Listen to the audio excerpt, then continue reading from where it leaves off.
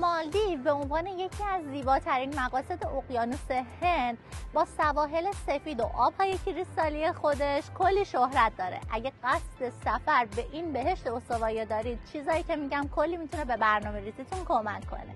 مالدیو به عنوان کشوری محبوب برای گردشگران ویزای ورود رو از خیلی از کشورها از جمله ایران الزامی نکرده. مسافران میتونن بعد از رسیدن به این کشور ویزای 30 روزه خودشون رو رزرو کنن.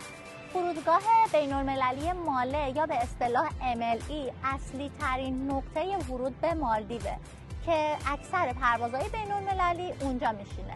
ولی اگر پروازهای داخلی رو میخواستید در مالدیو تجربه کنید و به جاهای مختلف جزیره برید، میتونید از همون فرودگاه ماله استفاده کنید و به تمام نقاط جزیره سفر کنید. از نوامبر تا آوریل بهترین زمان سفر به مالدیو، چون هوا خشک و خنکه و بهترین زمان برای تفریح و استراحته.